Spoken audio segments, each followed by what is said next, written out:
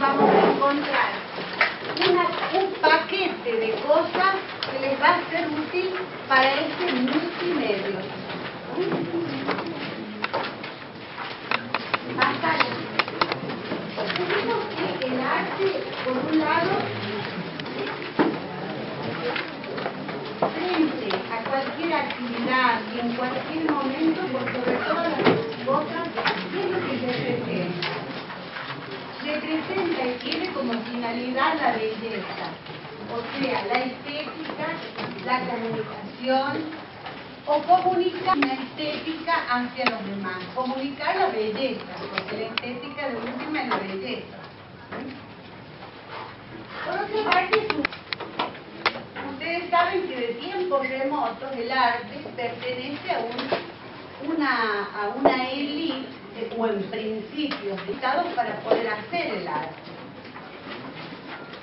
Pero también refleja todo lo que tiene que ver con los sustratos sociales y económicos, tiene que ver con la transmisión de las ideas y de los valores, porque al hacer una obra de arte yo transmito ideas y valores, ¿sí?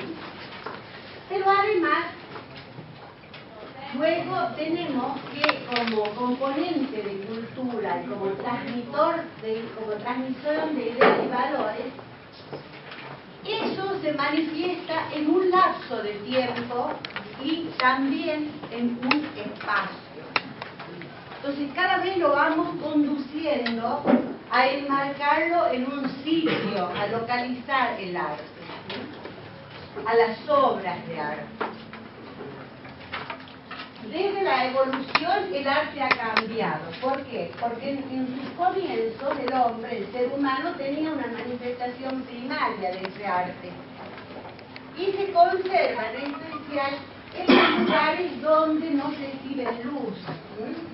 Y en ese momento tenía una función más que todo, más que estética, es decir, no había una valoración de la belleza en esta expresión, sino que era el arte que se reflejaba a partir de a modo pedagógico, a modo mercantil, o simplemente aquel que sabía dibujar como para dejar algún espacio con algún sello, con una expresión del paso del tiempo. Luego, el que se mantiene del arte rupestre, que es así como se llama, es el que queda en las cuevas, preservados de la humedad, preservados del sol. Y hay algunas cuevas que tienen la característica de estar a 60 centímetros del piso.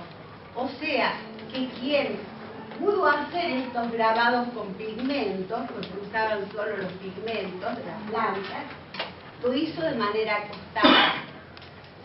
Entonces, del primer hombre, del Homo sapiens, cuán importante fue, cuánto impacto habrá significado para el artista que lo hizo.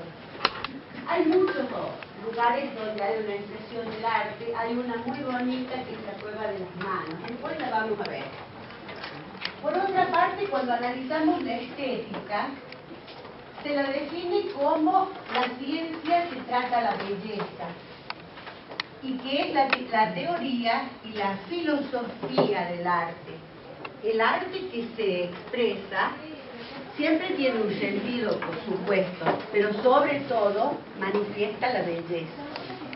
Por supuesto, también hay artes que manifiestan el descontento, la destrucción de las ideas, un rompimiento con lo social. Y entonces aparecen estilísticas que son desconstructivas, pero que en sí mismas también tienen la manifestación de la belleza. Aunque el principio primero sea la estructura.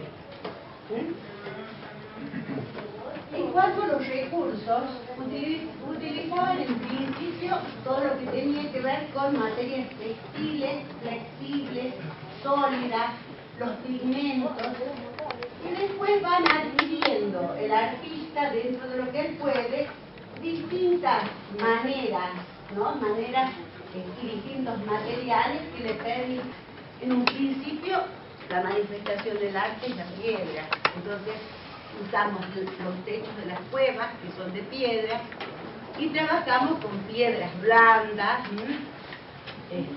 tallándolas. Esa manera es el material, que después al final lo vamos a ver. Luego surgen las artes decorativas, que es otro paquete dentro de las artes, que tiene que ver con todos los utensilios que necesitaba el hombre a partir de existir para poder enfrentar la vida. Desde un elemento para cocinar, como una vasija de barro para lograr esa comida.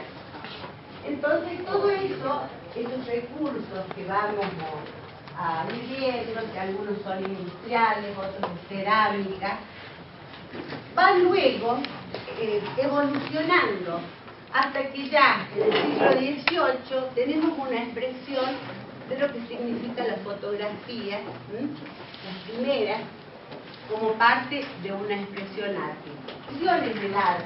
Según Tomás de Aquino, el arte es el recto ordenamiento de la razón. Miren que Tomás de Aquino es un gran filósofo. Y él entiende que el arte es la expresión, de alguna manera, pero ordenada de un y manifestada, por supuesto, porque sin la manifestación no podemos tener ninguna significación.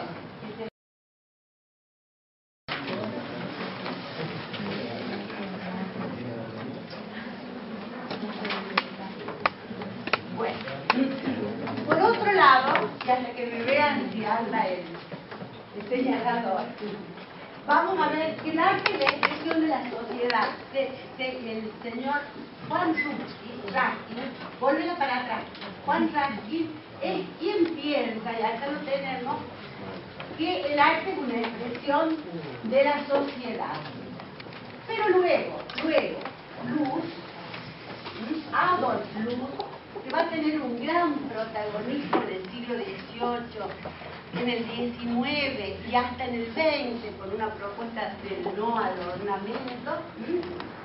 Adolf Loos es el que dice por primera vez que el arte tiene algo de genial.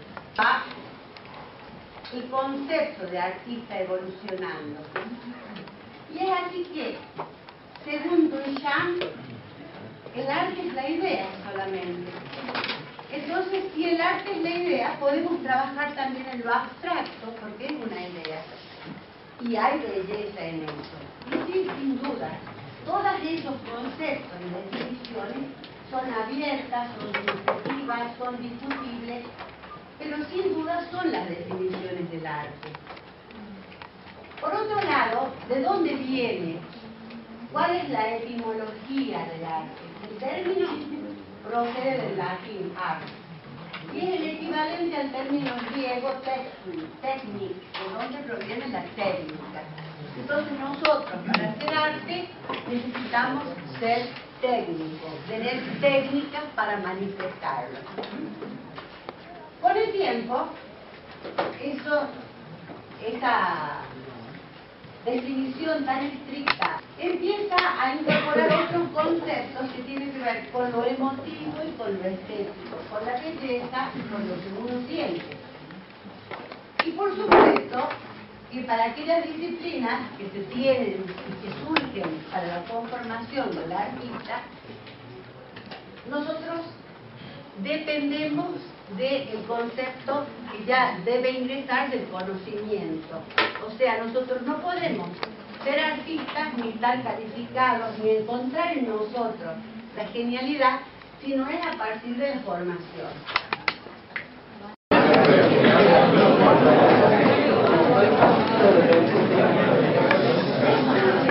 Esta plataforma que va a ser el EVA UNLAB, ustedes saben que todas las materias obligación de tener armada una plataforma para todas las novedades, para todos los teóricos, incluso para todas las comunicaciones que necesitemos tener con cada uno de ustedes, como notas, como evaluaciones.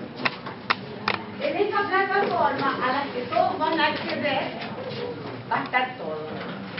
Y bueno, de última, si alguno tiene problemas, ya lo tenemos al licenciado Saavedra y nos va a solucionar. Incluso a mí. Así que vaya. El tema es, ustedes, en la medida que están las clases teóricas, pueden ir tomando notas, apuntes. Tomar apuntes sí, pero no copien el PowerPoint, porque el PowerPoint lo van a tener disponible ustedes en la plataforma. El PowerPoint, las consignas de los prácticos, etc. Pero siempre apunte, porque el apunte les sirve para cuando ustedes vayan a estudiar y aborden el material del manual. Para completar, ¿no es cierto? Todos estos cuadros que son tan sintéticos, de alguna manera, con el que ustedes toman los apuntes de clase, llegan a conformar una profundidad que sí el gráfico no la tiene. Entonces tenemos una dimensión que dice que la teoría y la función significa para qué.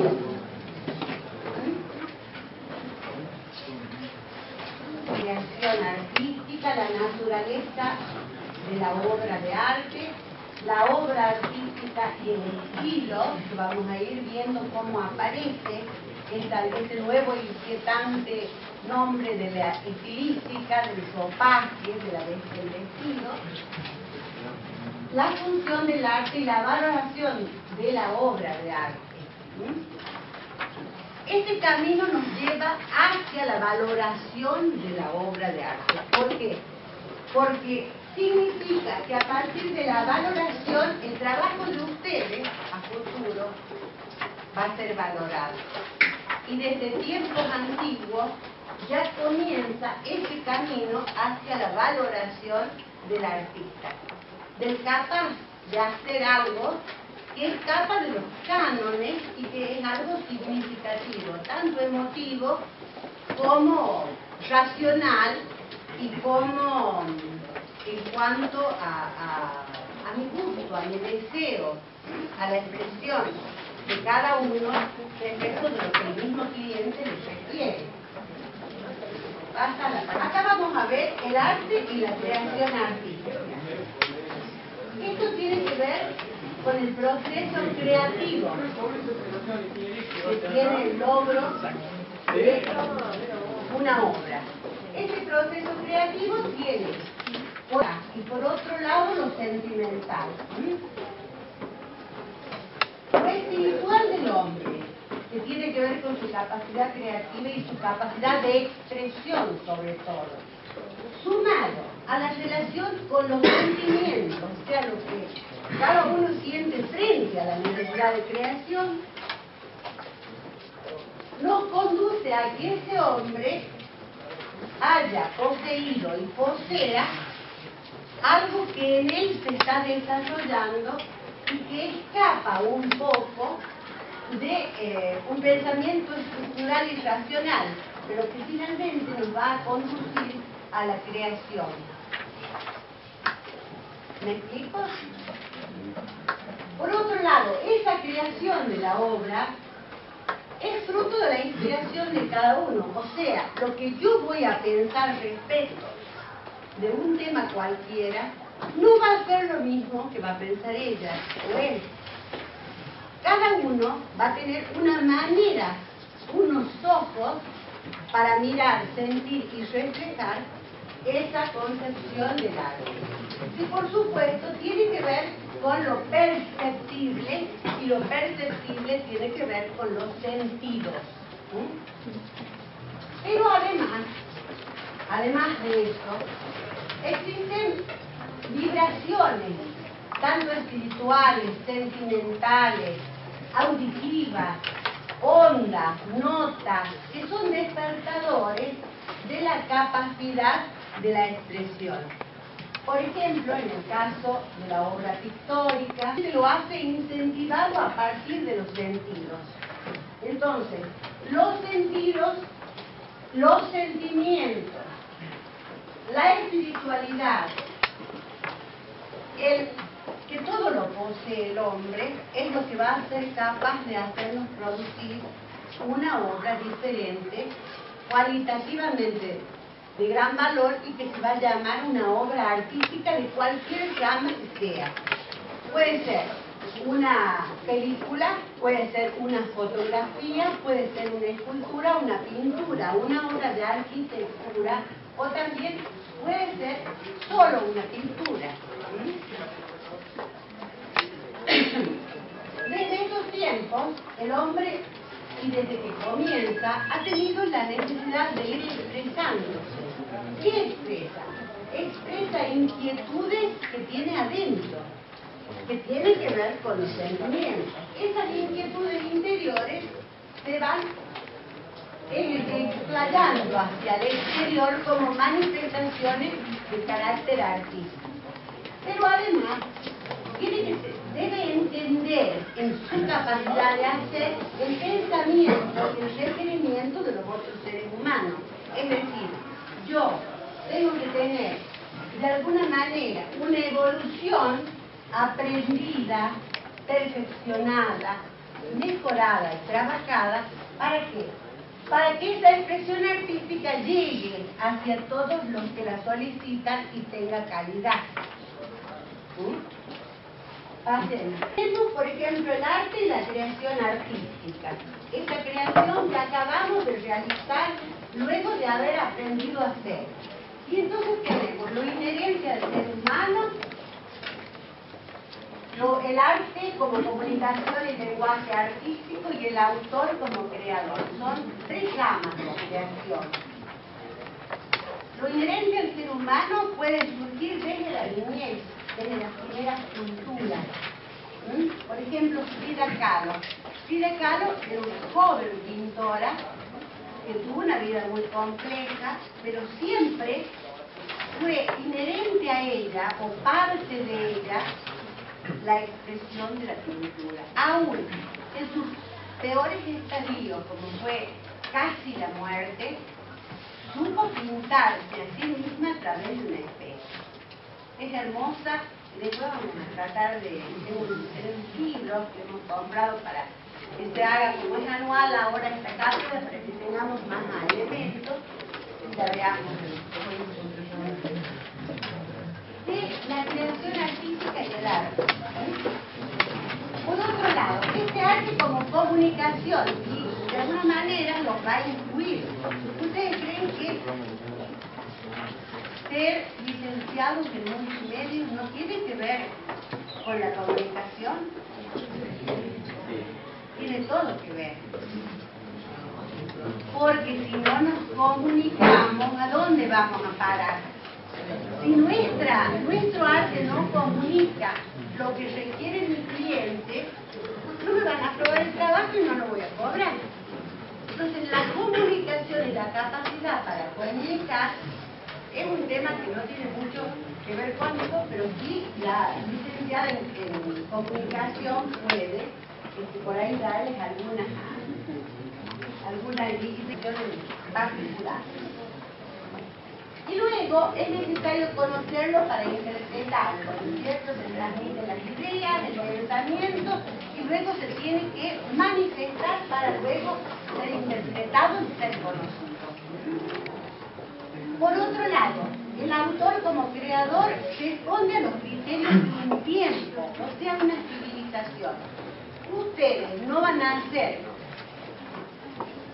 el diseño multimedial, que va a ser una creación artística a modo del Renacimiento, sino que van a estar enjaulados, por así decirlo, en esta encrucijada del siglo XXI.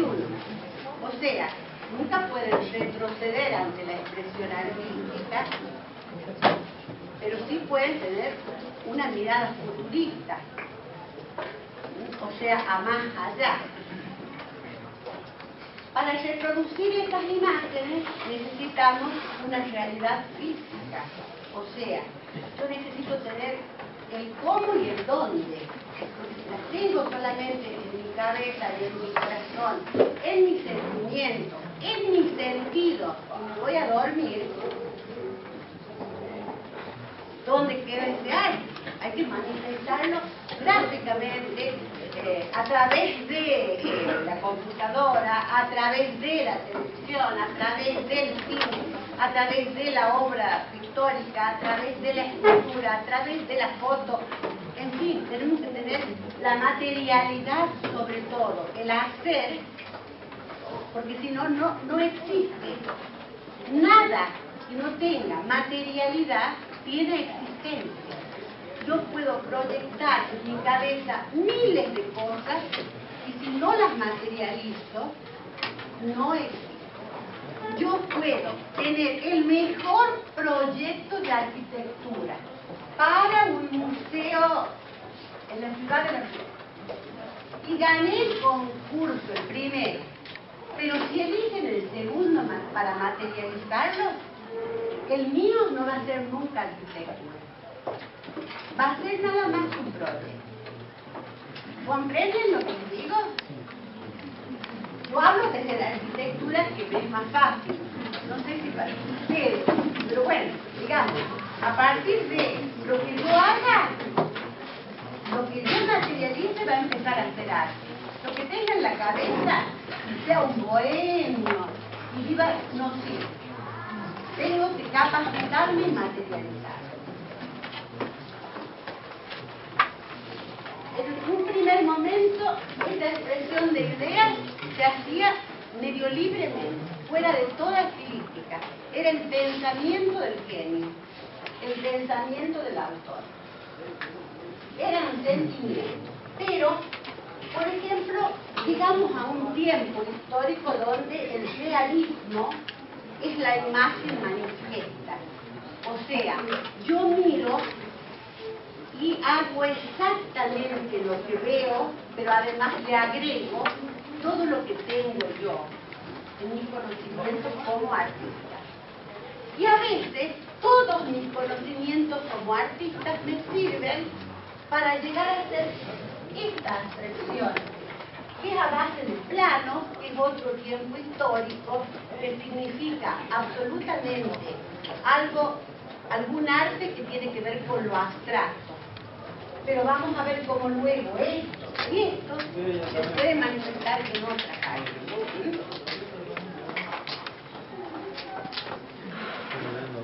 La naturaleza de la obra de arte. Los factores que influyen en el autor y en la obra de arte. Porque los que influyen en el artista y en el autor son fundamentales para el resultado. Por un lado, la personalidad del artista. Por otro lado, la sociedad del momento, y por otro lado, los conocimientos de la época. En el Renacimiento no podíamos pensar en la computadora. Teníamos que pensar en la expresión pictórica. O, a lo sumo, poder hacer una escultura.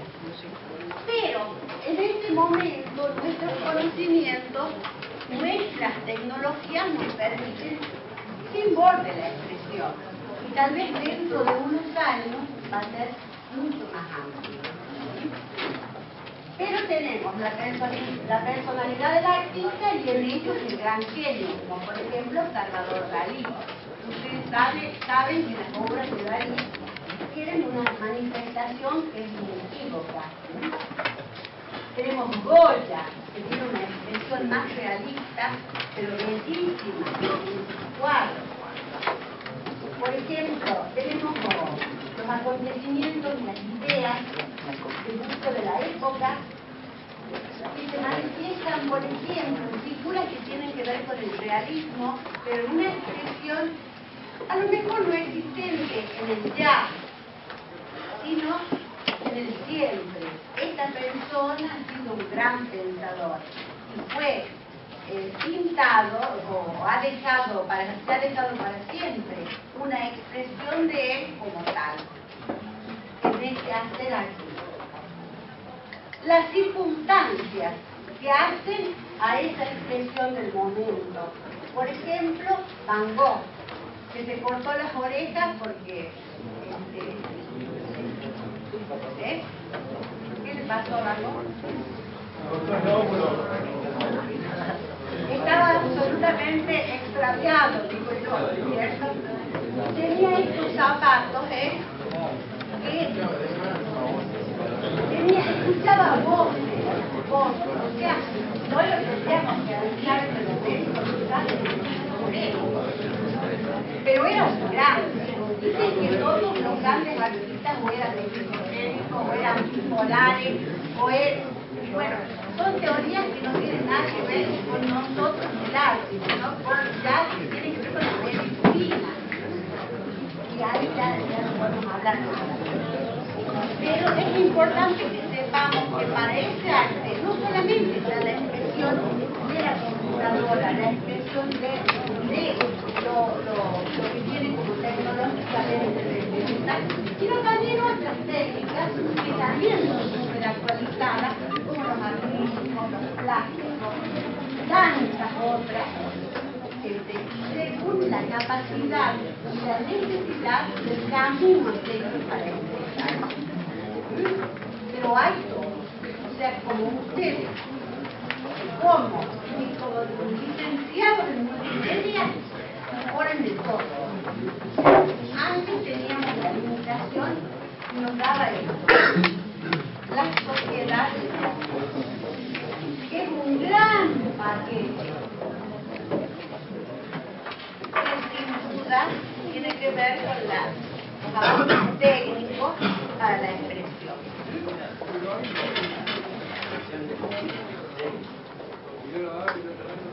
Yo creo que no hay una limitación, porque la expresión del arte en el contexto histórico es difícil.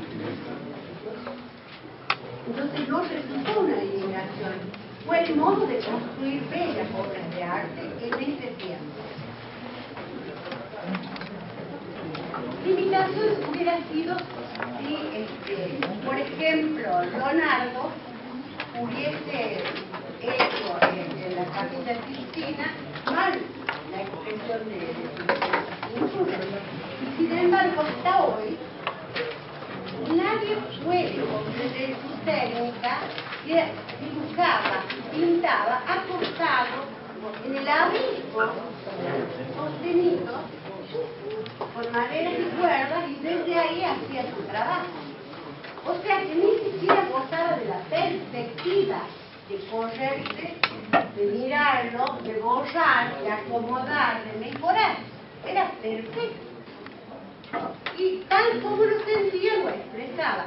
No es una limitación, sino un modo, una manera, y ha constituido una gran obra de arte. Tenemos la obra artística y el estilo. Eso es un punto bien importante porque el estilo quiere decir de lo que a mí me gusta y cómo lo represento. Lo primero que tengo que saber es cuáles son los estilos. Porque si yo no sé cuáles son los estilos, difícilmente puedo saber en qué estilo me siento identificada. Y nos vamos a ir aprendiendo. Por un lado, el estilo y la evolución de las formas. Ustedes saben que las formas, por un lado arcaicas, las protos, tenían una expresión rígida, dura, que después en el cuadro final vamos a verla como hierárquica. Y en la segunda fase ya lo tenemos a este hombre rígido, pero que en su postura ya produce un movimiento, aunque no lo veamos como que no significa que sigue moviéndose, sigue teniendo rigidez, pero ya tiene cosas. Y además el trabajo de sus músculos en el estudio del cuerpo humano, ¿no? Por otro lado tenemos una fase manierista, que de alguna manera es la terminación del renacimiento y el paso ya a otra mirada, pero que tiene que ver con una actitud expresiva que de alguna manera desborda los cánones, que rompe con eso que fue el renacer. Y dice y expresa que está en contra del renacimiento pleno. Y de alguna manera tiene actitudes de ruptura, como para decir, no me reconozco soy la última parte del Renacimiento, pero creo que la expresión, a partir de la esencia misma del hombre, de la representación tan natural, tan estrictamente radicada en lo humano, en el conocimiento del cuerpo humano, no es. Entonces acá lo vemos como tenemos, por ejemplo, una figura de escultura al lado de un árbol que un poco como que va perdiendo la escala. Así tenemos que en el Renacimiento el David tiene casi 2,50 metros, cuando en realidad el David era un hombre pequeño, que apenas tenía 1,60 metros. Entonces, esa expresión en la escultura hace que estemos supervalorizando a la personalidad del David. Estamos en una actitud de tipo religioso. Por otra parte, tenemos una fase que tiene que ver con lo barroco. ¿Qué es lo barroco? Es la expresión del arte muy compleja, muy bella, tiene una tendencia especial a la manifestación y a la riqueza, que en algún momento representa el gótico, el estilo de la iglesia, en un momento crucial, donde necesitaba significar la evangelización del templo, y es así como se traslada toda la tarde. Tenemos esculturas complejas, con grandes rulos, con grandes músculos, con víbora, es decir, muchas cosas en sí mismas, con una lectura que por ahí no es fácil, pero en la expresión es como arrebatada, llena, inmensa, abarcativa. La fase arqueizante es el grupo de San Ildefonso, tenemos la cultura romana plena. Y finalmente la neo, o sea, la fase recurrente neo, es la que viene de Napoleón, que tiene diferentes expresiones en bronce, ya con otros materiales más perecederos, que de alguna manera toma otra. El genio de ese tiempo artístico puede expresarse de otra forma y lo logra con mucha belleza. Nada de toda este cuadro que va haciendo fases de las representaciones artísticas, las desmerezco, sino que están puestas para que las estudiemos, porque de todas ellas de algo vamos a aprender.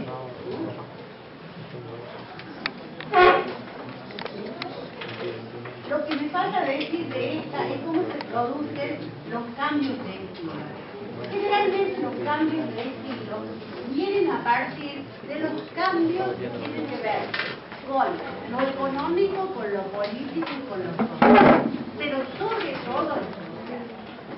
Por ejemplo, si nosotros teníamos el arte en el contexto de los cortesanos, era una expresión. Entonces a lo mejor teníamos al rey o a la reina detrás de una tela y era dibujado el retrato. Pero luego, cuando cambia la sociedad, eso se va transformando desde un romántico que aún siendo una estilística contestataria, por decirlo de alguna manera, rebelde, tiene una expresión clara en el romanticismo y sale al espacio verdadero y pinta sobre la naturaleza viva. Pero también tenemos un cambio hacia esta base, hacia este concepto barroco, que es otra estilística que se da en otro tiempo y con otra sociedad. Es una sociedad que está como manifestándose en el marco de los excesos porque tienen mucho dinero y porque necesitan expresarlo y dejarlo como una manera de entender la vida también. No solamente es barroco ni una expresión artística, sino es una manera de vivir. Dicen que nuestras procesiones, nuestra nuestras idas y fiestas, hasta las comidas de toros, son barrocos. O sea, se presentan un modo y un tiempo histórico y una forma de vivir de la sociedad. De la misma manera, en este caso, por ejemplo, la última etapa napoleónica, tiene una suerte de arte que va retratando los grandes de la guerra, los héroes, y también luego los grandes momentos históricos de la revolución. La causa de los cambios de estilo. ¿Cuáles pueden ser? Por un lado, las innovaciones técnicas. Si yo tengo otra forma para expresarme, yo cambio la estilística. A lo mejor estoy trabajando en mármol, pero dispongo ahora de granito, de todos los colores. Bueno, trabajo en granito. Y mi especialidad es la pintura. Pero además de este cambio, tenemos cambios económicos, que es un poco lo que les decía. El artista puede vivir momentos de mucha importancia, donde tiene mucha tecnología a su favor, o momentos económicamente muy deficitarios, muy tristes, donde se expresa lo mejor con un pedazo de carbón. Y eso no le quita valor a la calidad de la representación que logra. Pero también tenemos los cambios ideológicos, que no dejan de influir en el artista. Una revolución como la mexicana ha producido, por ejemplo, grandes artistas que tienen que ver con haber realizado hayan trabajado, por ejemplo, en muros de la ciudad, con una escala, con una sobredimensión. Y después lo vamos a ver, que también Kahlo y el marido, que tienen un tiempo de expresión muy importante con respecto a la libertad y a los valores que puede conseguir el pueblo, en un tiempo histórico mexicano acercado al comunismo. Rivera, sí, el marido de Frida Kahlo, que son unos grandes muralistas, no me sabía. Pero también en el mismo arte, conforme al cambio de estilo, al cambio social, a los cambios religiosos, a cómo siente el artista el mismo tema. Por ejemplo, tenemos acá la crucifixión en el Museo Decimonónico de Harvard. La crucifixión de Cristo, la crucifixión de Andrea Materia, la crucifixión del Cristo amarillo de Gaudí. Entonces ustedes van a tener una última cena con una expresión absolutamente movilizada de todas las imágenes de los santos, donde tienen hasta pliegues los vestidos y denotan un brazo que sube y que baja, o una expresión como esta, donde hay una persona que está sentada a la mesa y abajo hay una pecera.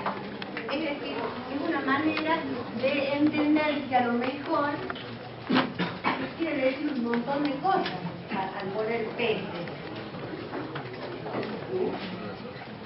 El artista sabrá a dónde quiere llevar esto y a quién está retratando. Pero sobre todo, un mismo tema cambia de situación, del concepto. Esto, lo formal, el cielo arriba, esto es la crucifixión plena, el sufrimiento.